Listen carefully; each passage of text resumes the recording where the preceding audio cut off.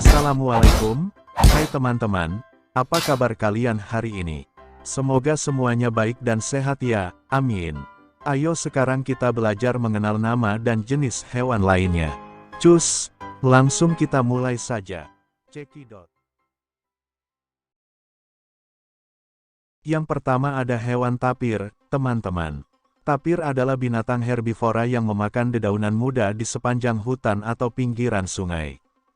Tapir memiliki bentuk tubuh seperti babi, telinga yang mirip badak dan moncongnya yang panjang mirip terenggiling, sementara lenguhannya lebih mirip suara burung daripada binatang mamalia. Tapir merupakan hewan yang soliter, kecuali pada musim kawinnya. Aktivitasnya lebih banyak pada malam hari, nokturnal.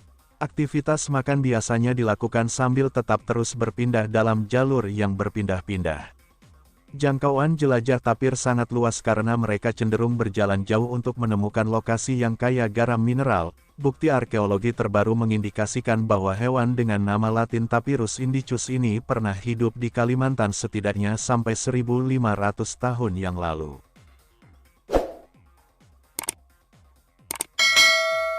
Lalu yang kedua ada hewan monyet, bahasa Inggrisnya monkey. Monyet adalah istilah untuk semua anggota primata yang bukan prosimiap prakra, seperti lemur dan tarsius, atau kera, baik yang tinggal di dunia lama maupun dunia baru. Hingga saat ini dikenal 264 jenis monyet yang hidup di dunia. Tidak seperti kera, monyet biasanya berekor dan berukuran lebih kecil. Monyet diketahui dapat belajar dan menggunakan alat untuk membantunya dalam mendapatkan makanan. Pengelompokan monyet bersifat parafiletik, karena monyet dunia lama Cercopithecioidea sebenarnya lebih dekat kekerabatan genetiknya dengan kera Hominidae daripada monyet dunia baru Platyr ini. Monyet terbesar adalah mandrill. Beberapa monyet dalam bahasa sehari-hari juga sering disebut sebagai kera. Beberapa monyet telah dimanfaatkan manusia sebagai hewan timangan atau hewan untuk membantu pekerjaan sehari-hari. Monyet ekor panjang, Macaca fascicularis, adalah hewan yang paling biasa berinteraksi dengan manusia dan sering dipelihara sebagai hewan timangan, hewan sirkus, atau percobaan laboratorium. Ia juga primata pertama yang pernah ke angkasa luar. Beruk dipelihara di beberapa tempat di Sumatera dan Malaya untuk dilatih sebagai pemetik kelapa. Monyet di hutan Gunung Bunder menggerakkan pepohonan di siang hari, berlompatan dari satu dahan ke dahan yang lain dan diam bila ada pendaki gunung yang lewat. Mungkin di situ monyet hidup berdampingan dengan macan akar dan ular.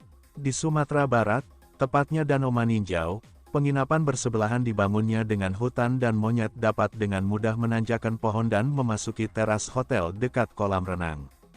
Di perjalanan naik turun ke arah Danau Maninjau, monyet-monyet leluasa berkeliaran dan seperti menunggu makanan yang dilempar oleh pengunjung.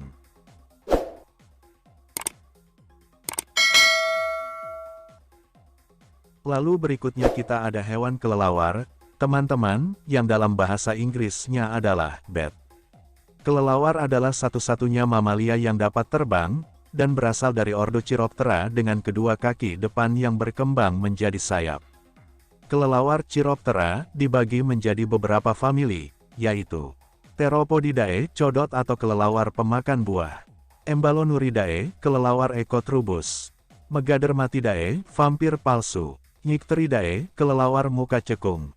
Rhinolopidae, kelelawar ladam. Hipposideridae, barong. Vespertilionidae, kelelawar biasa. Molosidae, kelelawar bibir keriput. Nah, itulah penjelasan singkat tentang hewan malam yang satu ini, teman-teman.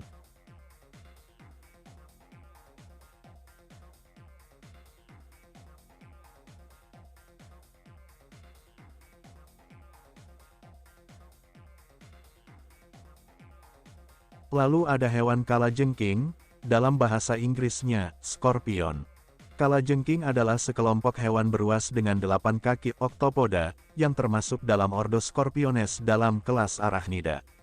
Kalajengking masih berkerabat dengan ketonggeng, laba-laba, tungau, dan caplak.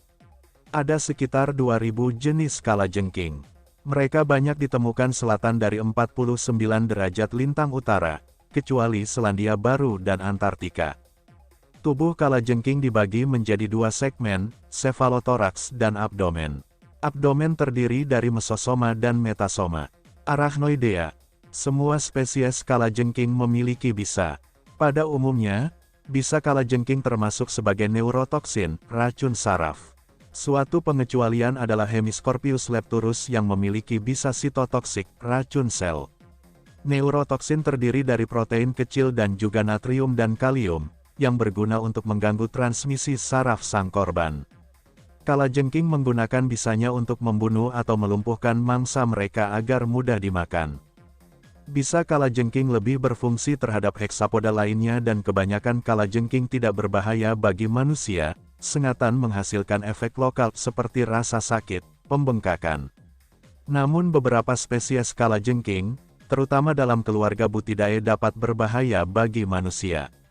Salah satu yang paling berbahaya adalah Leiurus quinquestriatus, dan anggota dari genera Parabutus, Titius, Centruroides, dan terutama Androctonus.